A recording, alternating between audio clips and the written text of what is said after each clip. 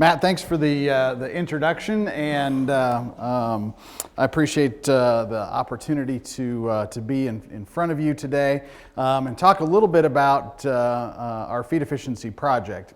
And admittedly, one of the struggles, and I suppose this is a good problem to have, was sort of setting back and figuring out what pieces to put in the talk.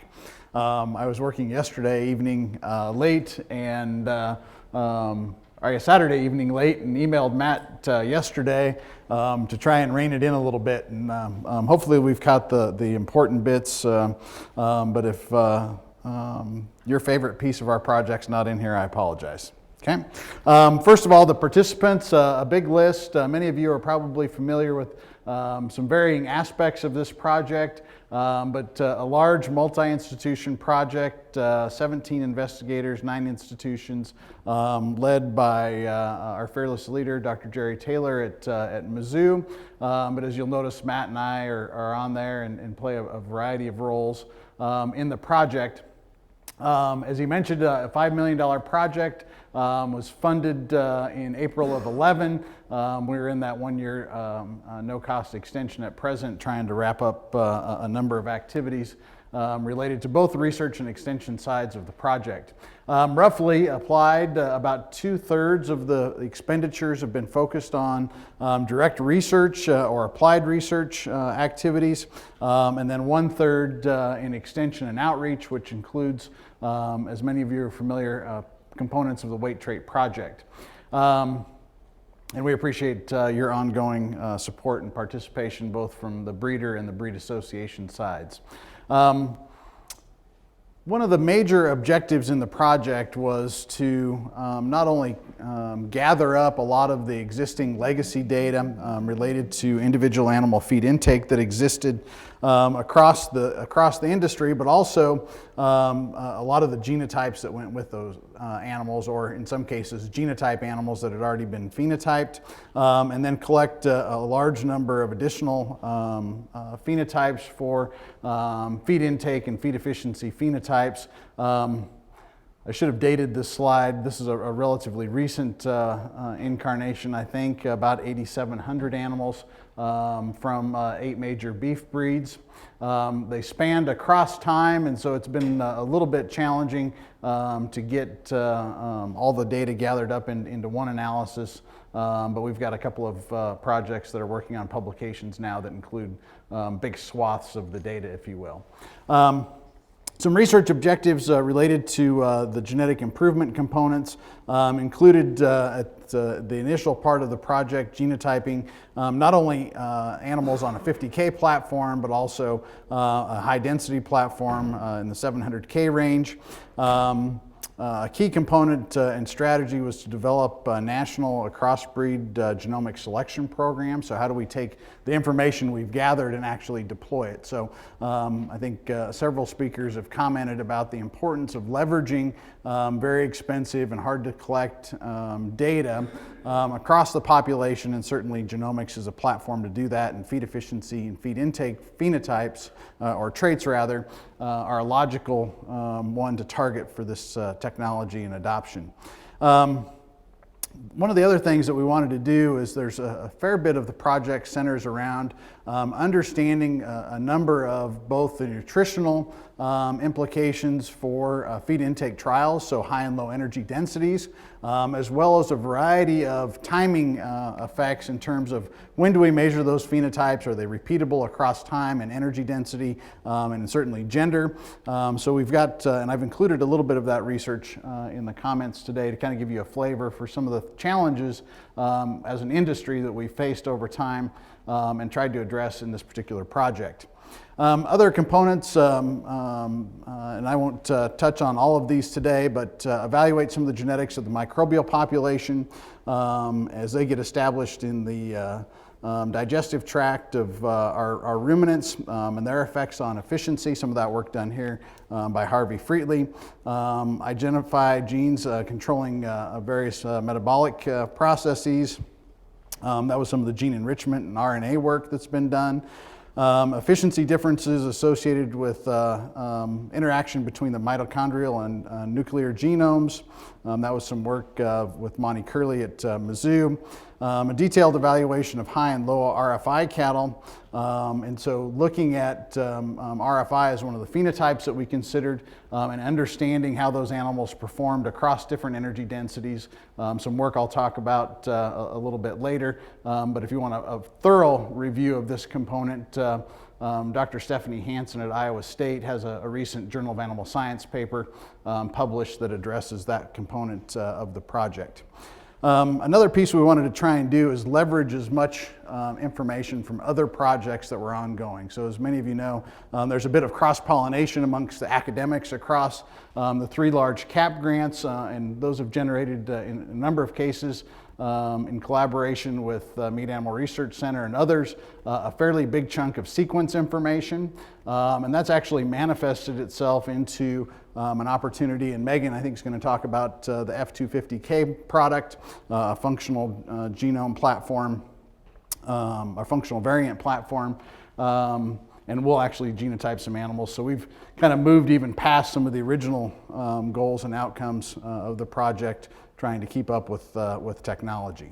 So some of the research findings. One of the I think maybe most important and lasting outcomes or tangible deliverables from our project is the development of a fairly large tissue genotype and phenotype repository and curation of that data.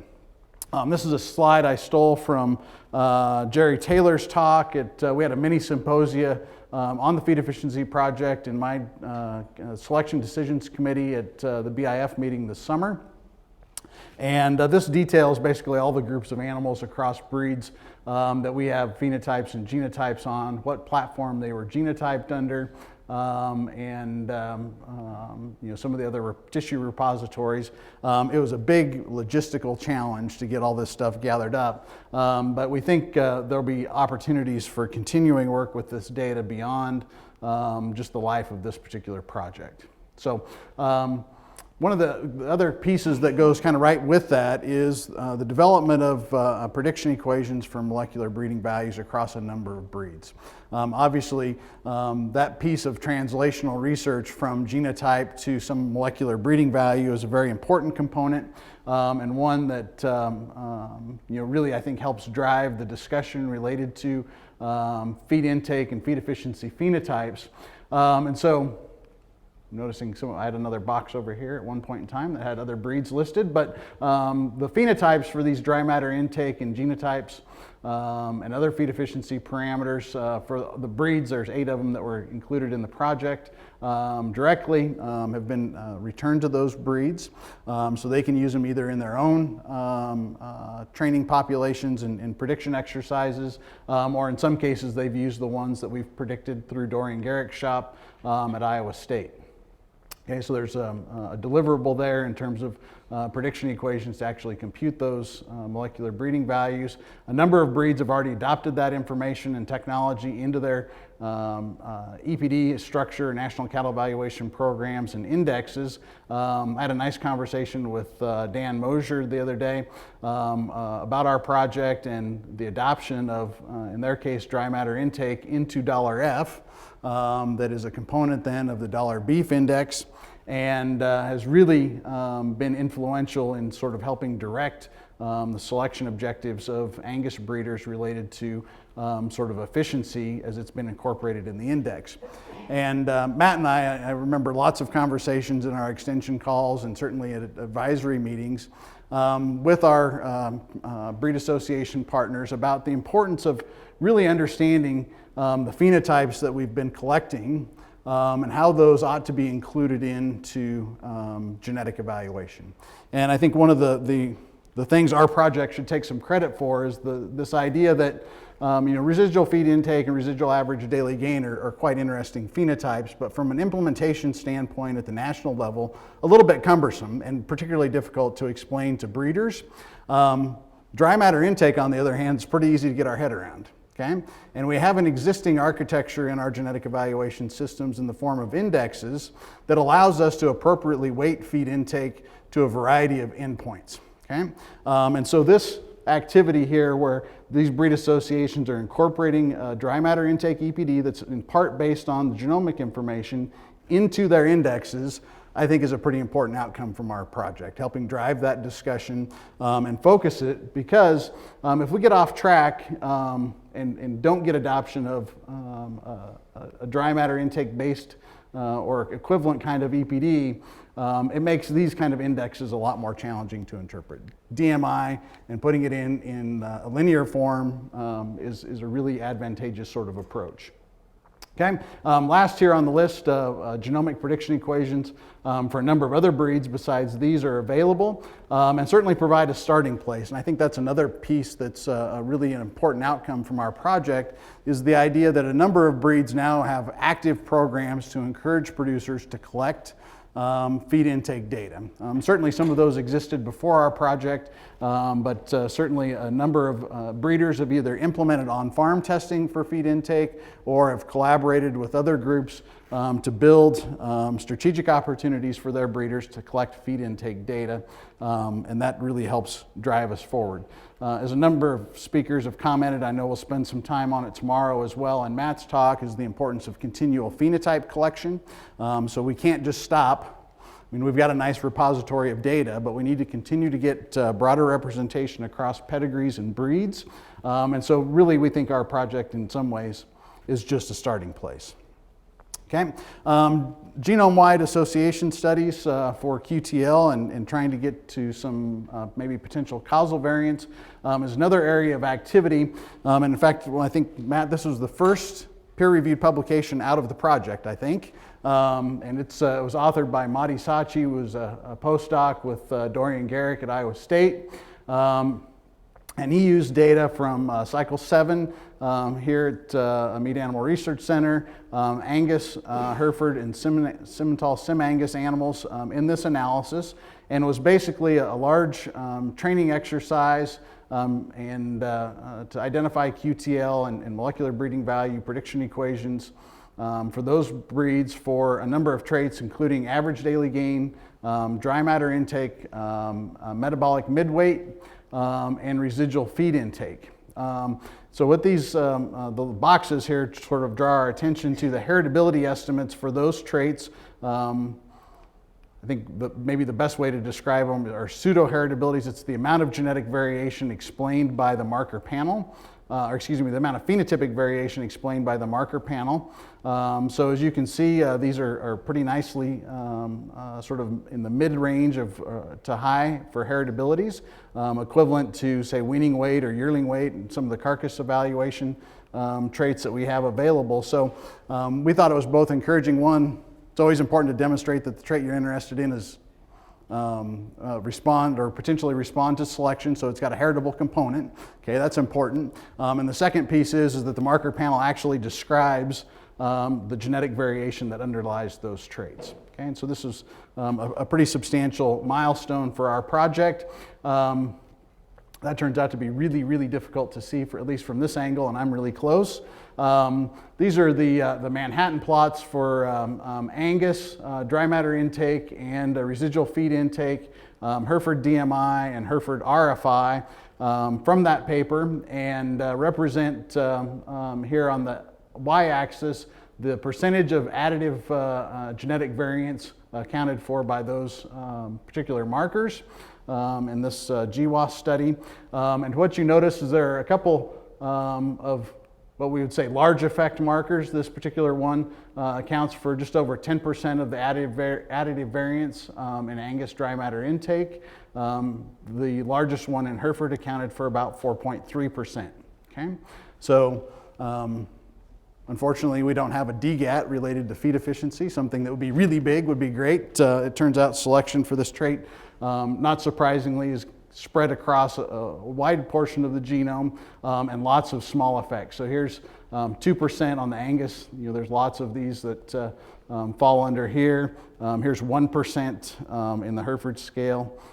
This ranges from about 0.4 here up to 1 on this particular y-axis here. So like a lot of other quantitative traits, lots and lots of genes and their interactions play a role in feed intake and feed efficiency. Here's another Manhattan type plot that details the interaction between feed efficiency and weight I think this is from the Angus data, and this details the allele substitution effect, so how big the effect is. And one of the things that we found interesting and is supported by the quantitative data is a fair bit of overlap or pleiotropic effects between traits. We know that there's a relationship between average daily gain, dry matter intake, residual feed intake, and gain to feed or feed to gain, whichever way you want to look at that. And they're relatively strong relationships. So here, average daily gain and dry matter intake, a correlation of about 0.56. Dry matter intake and RFI, about 0.66, and the heritability is pretty similarly scaled to what we see from some of the results in our genomic data. The important thing here is that we can actually we can see these underlying genetic relationships actually when we go and look in the genomic data. This is a slide I stole from Dorian's presentation via Jerry. And what it has is a variety of the traits listed across the top here. So dry matter intake, mid-test metabolic weight, gain on test, and residual feed intake. And in a number of places you'll find little blue boxes that correspond to chromosome and genomic positions that are coincidental between traits. So this is a pleiotropic effect. Here's that 10.3 magnitude effect. It's on chromosome 7 at about 23 megabases. It also influences metabolic midweight. Okay? Here's another nearby one that affects gain on test. Here's this 14, I gotta get around here so I can see better. This 14.24 exists in the Simmental population, and it is a crossbreed. You see it again here in the composite population that includes Simmental, so it's made the transition there. And you can see there's a number of others. Here's a 7.92 related to gain on test. Nearby, here's a 7.93 in Hereford for metabolic midweight, another measurement of growth. Gain on test here. So there are pleiotropic effects across the populations and some of these regions, particularly if we sort of expand our view a little bit in terms of genomic scale, some substantial overlap across traits and certainly across breeds. This shows up really good on the computer screen here on the table. But here's genomic regions. Again, I got to get so I can see. In Sim Angus, here's one for average daily gain at 726. Same one for average daily gain in Angus identified. There was another good one in here. Here's Hereford, Sim Angus, Hereford for RFI, DMI, metabolic midweight, kind of all in the same region. So again, we've been able to identify some of those regions that have both a crossbreed and pleiotropic effects in the population. That's kind of led to some interest in actually expanding our resolution in a way. And Megan, I mentioned earlier, is going to talk more about this new genotyping platform available to the research community. It's the functional variant platform, about 250,000 genotypes collected on that. About 185,000 of them are functional variants, and then a big chunk to allow imputation to the 50K set.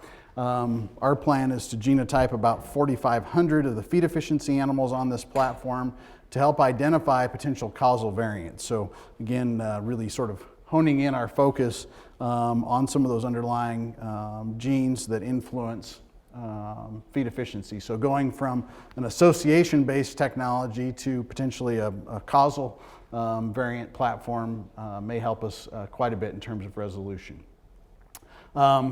Here's of the animals that are getting genotyped out of the Mizzou lab or connected to it anyway. Feed efficiency represents about 4,600, and at least back in mid-June, they were about a quarter of the way through genotyping animals on that platform. So we're looking forward to having some results to look at before the end of the project.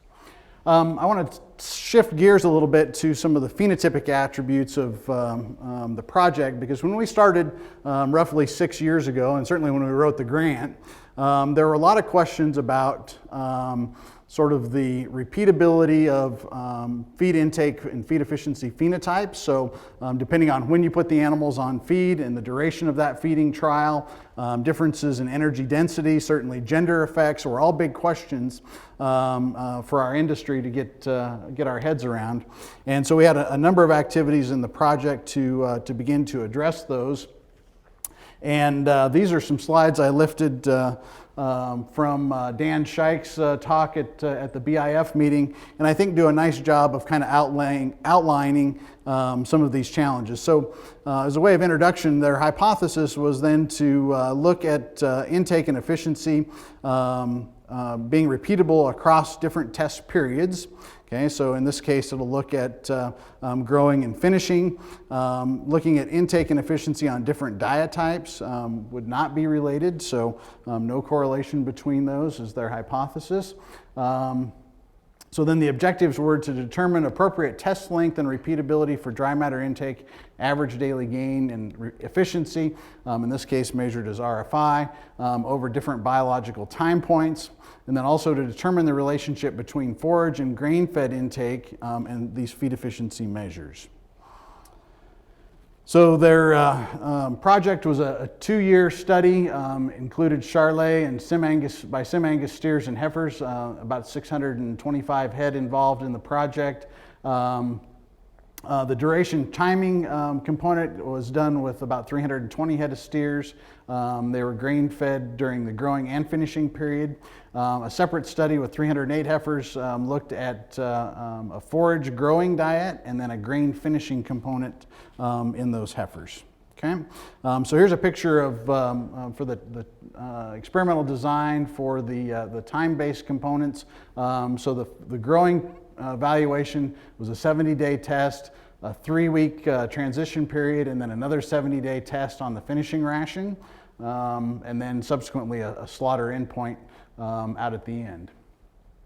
So one of the objectives was to really understand, can we condense our feed intake trial length? Okay, and one way to do that is to look at these sort of segmentation pieces of the feeding trial. So days 0 to 7, days 0 to 14. So these get progressively longer by 1 week, clear through the end of the trial, and also go from the other end. So these start at the beginning of the trial to the end. Another set of evaluations started at the end point and worked backwards. So we get this sort of overlapping time scale for the dry matter intake components. And again, this is in the grain-fed steers. So as we look at some of the results here, across the top there, we've got the 3 different phenotypes across both the growing and finishing periods. In this matrix then, what we find is that the dry matter intake is repeatable, a correlation of about 0.56 between the growing and finishing period. Interestingly enough, average daily gain just slightly positively correlated. Okay, and we can talk a little bit about that in just a second, why that might be.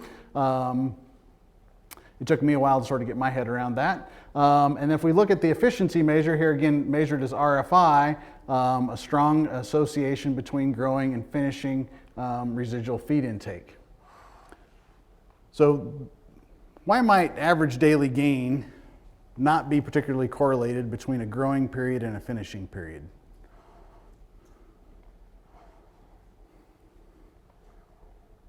Any guesses?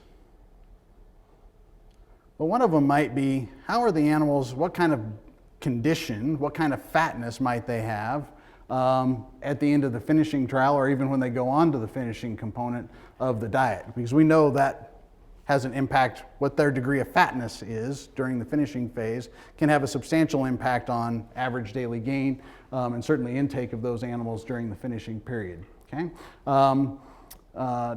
Dan and if I remember right, Matt maybe was involved in this conversation a couple of times, why that might be, but they see it across a number of studies, so not just this one, when they look at animals growing from a growing diet to a finishing diet, not particularly strong correlation between average daily gain.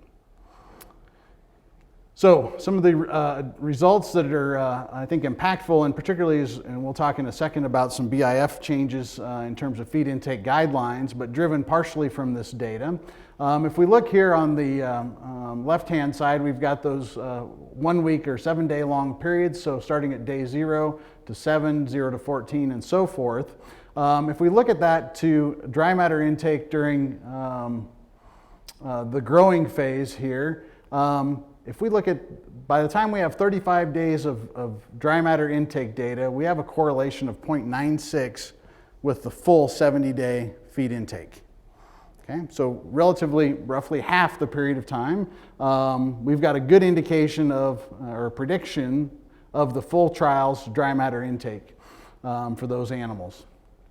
Okay, if we go to, back here. So this next column here is the finishing dry matter intake value for the whole trial. And then they also measured clear out to 161 days, so from the very beginning of the growing to the end of the finishing diet. Okay. This particular slide set then here is during the reverse, so starting at the end and working backwards in 1 week increments. And what we see is, again, by the time we get to the midpoint of that test, we've got a correlation of about 0.95 with the full test period. Okay? So these shortened test days, for those of you that attended BIF, was a part of a discussion in another committee as well, but a recommendation from BIF is to decouple the feed intake and the gain components of feed efficiency trials to leverage these shortened test days. And I see our friend Kelly Retalic's done some work with Clay Center data. Kelly, this lines up pretty nicely with some of your results as well. Looking at those shortened test days as a way to sort of leverage more animals through the particular system. Okay. So as we look at performance and intake and efficiency on different diet types, this is the heifer portion of that study. We've got heifers that were fed forage diet. So we've got dry matter intake, average daily gain, and residual feed intake, and then the grain components, so the high energy components of that diet. And what we find again is that there's a strong correlation phenotypically between dry matter intake on forage and on grain. A bit concerning, a negative correlation between forage average daily gain and grain gain, okay? And a positive correlation between forage RFI and grain RFI, okay? So a little bit like our previous look at the separated growing and finishing components, this average daily gain piece becomes a little bit sticky. So some summary and take-home messages from this work done at University of Illinois. It's pretty clear in this data that intake is repeatable.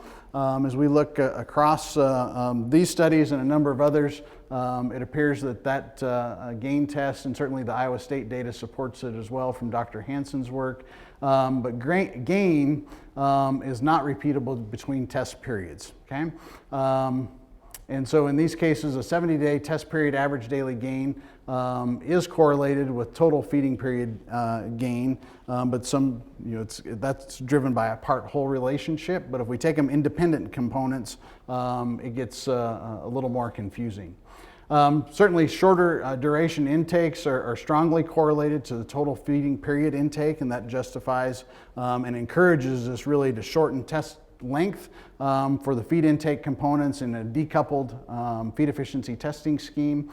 Because if we think about our feed efficiency trials, the limiting factor in those as we calculate a feed efficiency measurement isn't measuring feed intake. Okay, the technology, either Instantech or GrowSafe, is very good at measuring individual animal feed intakes. The challenge is, how do we get good body weights that represent actual gain, body weight gain in the animals on test? Okay, and that's why the previous set of recommendations, where we had coupled feed intake and gain test to determine RFI or feed efficiency, required at least a 70-day test. Okay, and it's because of the standard error associated with measuring body weight. So we think if we actually decouple those, we can put more animals through. How many of y'all, I'm looking around the room, lots of seed stock producers. When you put bulls on test from weaning to sale time, you're going to feed them the whole period, right? I mean, you got to get bulls ready for a bull sale, right? So we think we can measure that body weight gain over that kind of a period and use that measurement, so post-weaning gain, if you will, as an indicator of average daily gain or performance, and then have the separate feed intake component measured on a much shorter test period. Okay. Lastly here, intake of forage is correlated to intake of grain, and also efficiency is related. Those are connected, but certainly we know that, at least as we think about it from a biological perspective, the calories that go in the critter are still calories, and their source is a bit inconsequential to the argument. Okay. And we see that because this efficiency then is related and positively correlated. Okay. We already talked about this shorter test day length and decoupling. And lastly here, intake and efficiency derived. The feedlot may have application to forage-fed cattle. For quite a while, there had been some concern about if we measure these feed efficiency components on cattle in a high grain sort of environment or high energy diet like in a feed yard, does that have consequence to our selection decision for replacement females? And I think our work, and certainly some work of others, suggests that these feedlot sort of collected pieces of information have application and are useful as we think about feed efficiency in a broader sense. Okay, I want to spend just a few minutes talking about some of the extension findings and deliverables. One of those is our project website, which is eBEEF.org. I will put in our plug. I should have put the slide in, Matt, for eBEEF, right? Because our content from this particular project is going to migrate to our eBEEF website for perpetuity, I guess. But this has a lot of the work and particularly extension outcomes from the project. It has been getting some use. Matt, I hadn't seen this before until I sucked it out of Jerry's talk. They did some look at number of visits over time, and this was from 2011 to somewhere out here in 2014, and it is getting some uptake. Okay.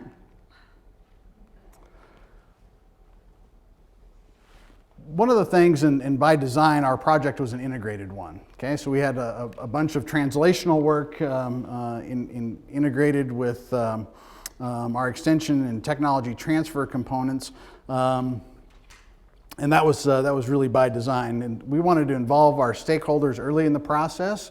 And so many of you in the audience through the Weight Trait Project and other activities have had contact with our project and helped shape that. Obviously, engagement of lots of segments of the industry was important to us. And we wanted an industry education component that was directly tied to the research results. And that's where this Weight Trait Project and some other activities really had, I think, some of the best impact, because it really fostered not only the adoption of feed efficiency technologies and information, but maybe more importantly, understanding and adoption of genomics-based technologies. Certainly in our project, we had two obstacles, right? We had to get everybody up to speed on and using genomics tools if we were to be successful getting them using feed efficiency influenced genomics tools. So we had sort of two pieces to work on.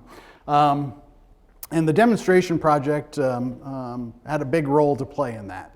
As we think about the beef sector, there's roughly about 900,000 beef producers involved in the cow-calf sector of our business. It's not feasible for our team to reach all 900,000 of those, but there's something that all of them do, right? They all buy bulls or semen from somebody. So influencing and integrating activities against both breed associations and nucleus breeders within those breeds to influence the decision makers and the decisions that those producers make to change the genetic trend of the bulls and the semen that are produced out of those operations ultimately affect everybody in the value chain, right? Those nucleus breeders produce the germplasm that trickle down through the value chain and influence our system nationwide. And so that's been, I think, a really important component of our project. You all that are involved in the project recognize this map from Dr. Spangler. Great collaboration across the central part of the U.S. And in particular here, we've got AI bulls and herd bulls from weight trait producers that were used to produce calves as part of our demonstration population that had feed efficiency records collected in 13 and 14 and used in the data. Here's those breeds that were represented in that data and their progeny counts. I just think a really outstanding example of group coming together, learning a lot about new technologies and adoption of those, because ultimately, unless we get the technology used by producers, we haven't made any progress. And that's sort of accentuated and maybe an exclamation point at the end. We did a stakeholder survey during the second year of the project that was really an eye-opener, Matt. At least it was for me, to understand the average commercial producer's knowledge and skill set related to either feed efficiency or genomics tools was pretty surprising. We get spoiled because we get to interact with you guys all the time, right? And you're kind of up here at the top, the cream of the crop. The average producer's a much bigger challenge in terms of understanding related to some of these technologies we may want to get adopted. Some of the conclusions then from that stakeholder survey was that cow-calf producers were not well versed in either feed efficiency or genetic selection concepts. Okay, we had lots of work to be done in terms of educating both trainers, so extensions professionals and others, and producers on both of those topics, and we've had activities designed in the project to address those from webinars and programs, etc., publications, and other outcomes related to the project to build that skill set. But ultimately, we don't have any direct price signal in the value chain for feed intake or feed efficiency. Okay, so we've got to tie that value to something else, and that something else in our case ends up being either significant cost savings or value improvement through the genetic improvement of our livestock. And I think at the end of the day, the survey really sort of brought to at least our attention the value of the demonstration project or this activity, because if we can't influence the gene flow in the population, we haven't gotten anywhere. And so the value of this is being able to interface with you all. I know our teams learned a lot from that interaction in terms of the adoption of the technology and helping to refine it.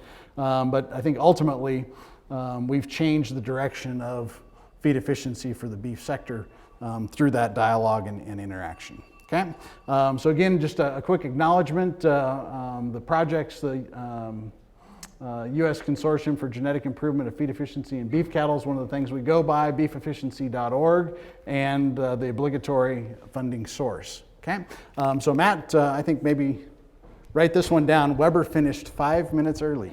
Okay. You guys are doing well. Any questions for Bob? Yep, good question. So RFI in this case, and I apologize, I should have defined that better. It's residual feed intake, and so that's actual feed intake less a prediction of that feed intake based on average daily gain and metabolic midweight. So it's the classic Bob Cook sort of equation for residual feed intake. And so animals with a negative RFI value are viewed to be more efficient than those with a positive value. Okay. Yeah, that's one I've gone back through the data a little bit, and I don't know, Matt, if you can help me some. I'm going to flounder a little bit. I've got to go back in that paper and look, because that you would think would be a little stronger part-whole relationship to get at that. If we get at the end of the day that the intake components are strongly associated, but the gain components aren't, you think that would erode the, particularly in our case, an RFI type measurement in terms of that correlation, but they're still quite strong. So, yep. It's been a little bit of a head scratcher. Yeah.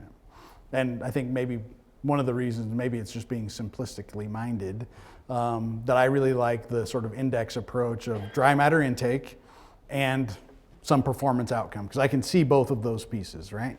And I can see them directly as they interact against each other in terms of value, either from a cost standpoint or a revenue standpoint in a selection index, whereas RFI, that stuff kind of gets all balled up in a chunk. So yeah, great question, and I should have pointed out, our project focused almost exclusively on animals during either the growing or finishing phases of production. So we don't have any cow data in our study. Not even going to speculate. Yep. And that's one of the early, when we were writing the proposal, we spent a fair bit of time actually kicking around how much cow stuff we wanted to do. And the challenge with that is a couple of things. One, time scale, right? If you're going to phenotype heifers and then phenotype them as mature cows in a 5-year project, you've basically got to phenotype heifers on day one, right? And so we didn't have time, or we thought the scope of having some of these other questions answered first to be able to even go down that road. But great observation. Larry, you had were you going to save me? Well, right. Yep, good distinction too, that yeah, those were phenotypic relationships, and more important to us as breeders are those underlying genetic relationships, and there is positive correlations between average daily gain. I'm going to restate what you said, Larry, so everybody hears it. Positive genetic correlation magnitude, did you say 0.54? Yeah, 0.54 between heifer roughage gain and steer concentrate based gain, okay? So those are positive.